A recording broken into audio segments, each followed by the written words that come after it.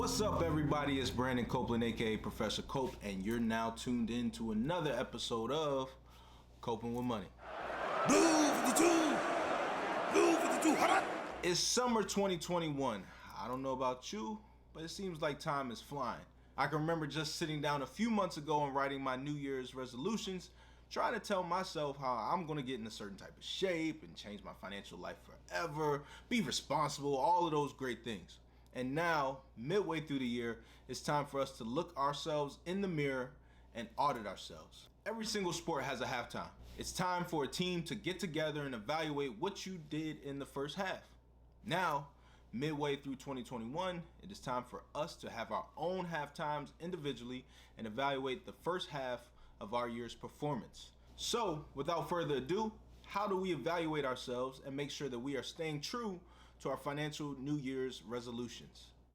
Regardless of the team that you're on, you can probably tell how the first half has gone based on how your coach comes into the locker room and the speech that you get. If you get one of those, that's what I'm talking about, y'all. Let's keep this work up. I might get a raise. I'm a good coach. Then you probably know you're doing pretty well. On the flip side of that, if your coach comes in more like, oh God, I don't know what y'all are doing out there. I'm about to pack my stuff up. Do you guys not like me? Oh God. Then we might have some work to do. As an athlete, we have to have a next play mentality. It doesn't matter what has happened thus far, as long as we get out there and continue to improve on our performance. Unfortunately, not everybody has a coach making it obvious whether you're doing well or not. This is why it's so important that we're able to properly evaluate ourselves, learn from that evaluation, and then adjust to make the best decisions for ourselves moving forward. If you have not already, I need you to make sure you know and understand your credit score. Go to annualcreditreport.com or a service that you trust and know or have some familiarity with.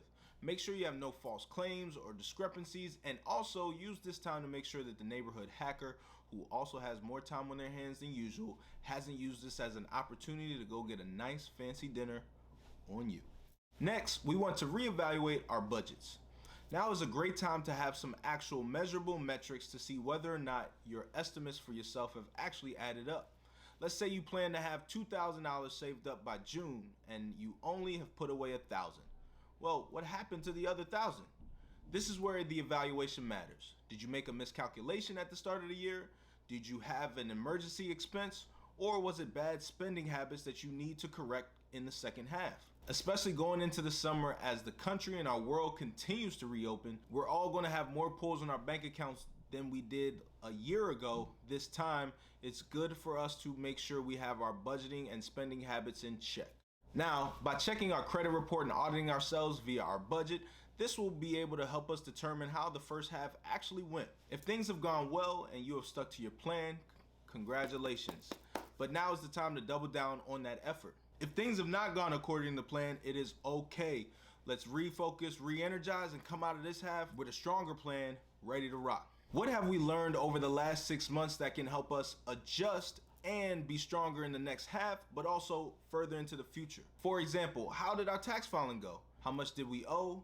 And how much did we get back? Are there ways we know that we can improve our returns for the next year? Being able to answer those questions for yourself will now help you determine, hey, can I allot some of this money towards another financial goal, or am I just on the right path and need to continue to keep this pace?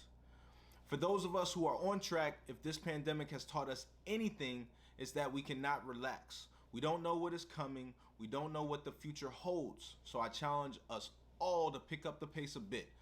Finish 2021 stronger than you ever thought that you could. For those of us who aren't where we want to be financially, we look back on the last 6 months and say, whoa, I had a plan and it really didn't work out for me that well. It's life, it happens.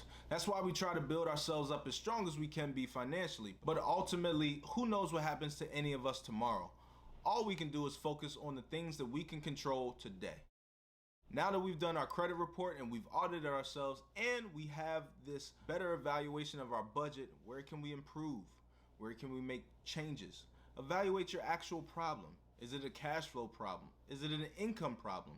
Do I have too many expenses? Pay close attention to this part of the process. Did your free subscription trial suddenly turn into a monthly expense that you didn't notice? You might be paying a few bucks here or a few bucks there for services you're not even using. Where can I make cuts so that my income actually exceeds my expenses on a monthly basis as opposed to the opposite? Do I have a plan but just need a little bit of help in keeping with that plan? The only way we get through this is by looking ourselves in the mirror, having an honest conversation, and then creating structures around us so that we can succeed. If I have a discipline problem, I need to find an accountability partner, a spouse, a significant other, a friend, a neighbor, or a like-minded person in the community to help keep me on track. If it's an income problem, this is a struggle for most of us in the world during the pandemic. However, what can we do? Where can we get creative to draw on extra sources of revenue?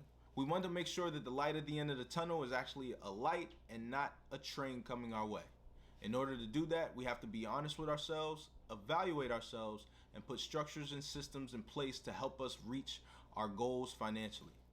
Halftime is an athletic standard and norm for a reason. Through the chaos of a game, this is the only time we have to take a deep breath, get some water and some fluids in your body, maybe even a snack if you're husky like me, and reflect on what has just happened. This is our quiet time. This is our time to refocus, re-energize, refuel, and push through for the next 6 months of our lives. Let's be honest with ourselves. Let's evaluate ourselves. Let's make sure we make these next 6 months better than the previous, regardless of how good or bad the first 6 went. As always, I wish you all well. I hope you all stay blessed. Coping with money. I will see you soon. Peace.